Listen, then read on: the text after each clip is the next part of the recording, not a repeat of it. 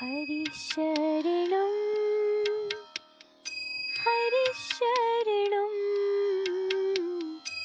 हरिशरणं श्री हरिशरणं। राधेश्याम भक्तों, भक्तमाल चरित्र के अपने इस चैनल में आपका स्वागत है। आज सद्गुरु भगवान की कृपा से सेवा कुंज वृंदावन रात्रि में जब बाबा को हुए राधा जी के दर्शन, इस पर चर्चा करेंगे। गिरिराज जी की बात है।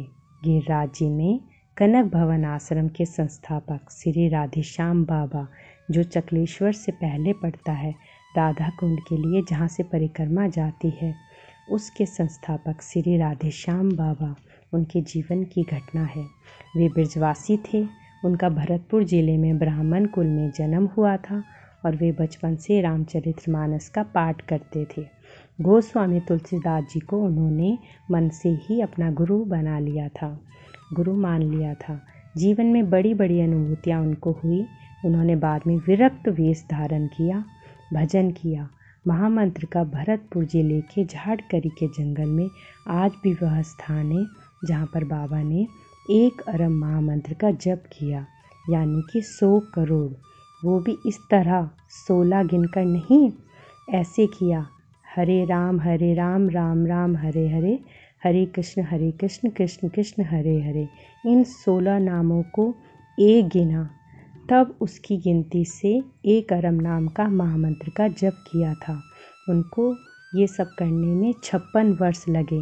1 अरब महामंत्र करने में केवल ब्रजवासी के घर की 1 या 2 दोने छाछ पीते थे और छाछ सर्दी ना करे इसके लिए जरा सा छोटा सा गुड़ खाते थे, बस इतना ही। उनको साक्षात गोस्वामी तुलसीदास जी के भी दर्शन हुए, हनुमान जी का दर्शन हुआ। हनुमान जी ने प्रकट होकर उनसे कहा, क्या चाहिए तुम्हें? वे बोले, हमारे गुरु जी को जैसे आपने दर्शन कराए थे वैसे हमको भी कराओ, हमको भी चित्रकूट में सीताराम जी का दर्शन कराओ। हनुमान जी बोले, बैठो मेरी भुजा पर। वे बैठ गए और फिर ले जाकर सीताराम जी के सामने हनुमान जी ने उनको खड़ा कर दिया और बोले, आँख खोलो। तो उन्होंने आँख खोली तो देखा वे कांतानाथ जी के सामने खड़े थे। हनुमान जी बोले, लो करो अपने सीताराम जी का दर्शन। तुलसीदास जी ने उनको कहा, अमुक संत से तुम विधिवत दीक्षा लो। जब तुलसीदास जी ने उनको दर्शन दिए तो तुलसीदास जी ने उनसे कहा, तुम अमुक संत से विधिवत दीक्षा लो। हमने भाव से तुम्हें स्वीकार कर लिया है, लेकिन संस्कार प्रत्यक्ष किसी संत से लेना ही चाहिए। फिर तुलसीदास जी की आज्ञा से उन्होंने एक संत से विरक्त वेश लिया। तब सीता रामदास जी उनका नाम पड़ा। अब राधेश्याम बाबा नाम कैसे पड़ा? झाड़करी के जंगल में ही रहते रहे। भगवत दर्शन की व्याकुलता बढ़ती गई। ब्रजवासियों में कृष्ण अनुराग तो जन्म से ही होता है, ठाकुर जी से भी संबंध तो जन्म से ही होता है।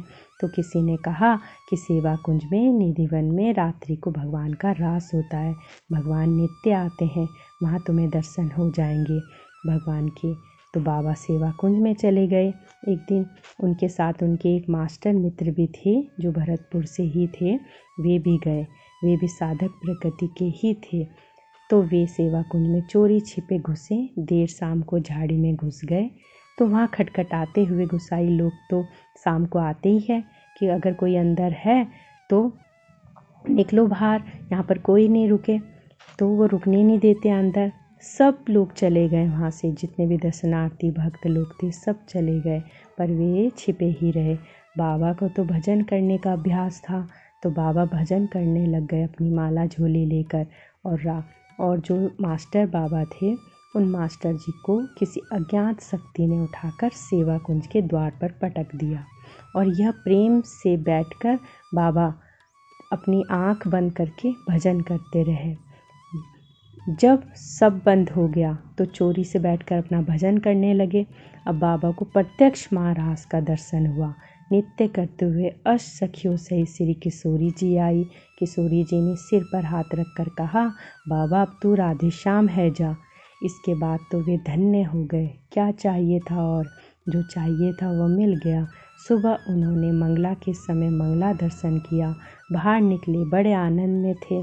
गेट पर मास्टर बाबा बैठे थे और उन्होंने कहा, भाई तुम्हें दर्शन हुए? तो मास्टर जी बोले, हमें तो पता नहीं किसने उठाकर यहाँ बाहर गेट पर पटका, कैसे मैं यहाँ पहुँच गया पता नहीं। जब धम से पटका तो मेरी आँख खुली तो मैं डर गया, आ गया। फिर उन्होंने पूछा, आपको हुए क्या? तो उन्होंने बड़ी सरलता से कहा कि हमें रास के दर्शन हो गए हैं। इतना सुनते ही मास्टर जी बड़ी ज़ोर से हंसे और बोले, ये बाबा लोग भी झूठ बोलने का ठेका लेके रखते हैं।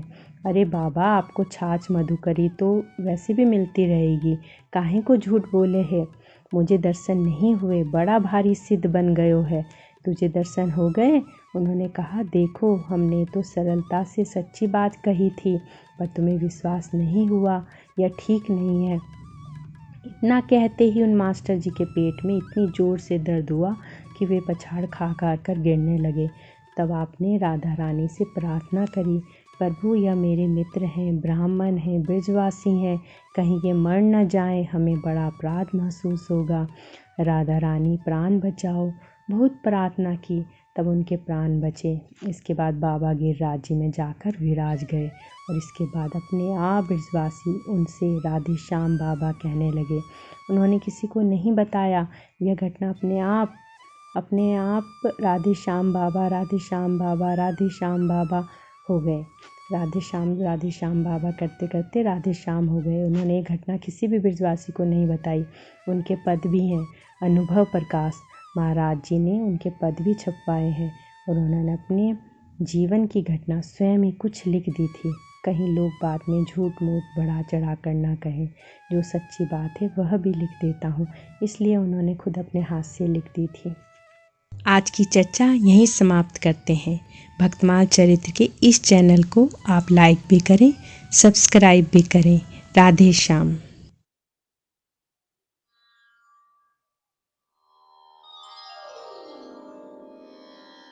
हरि शरणं हरि शरणं हरि शरणं श्री हरि शरणं हरि शरणं हरि शरणं हरि शरणं श्री हरि शरणं हरि शरणं हरि शरणं हरि शरणं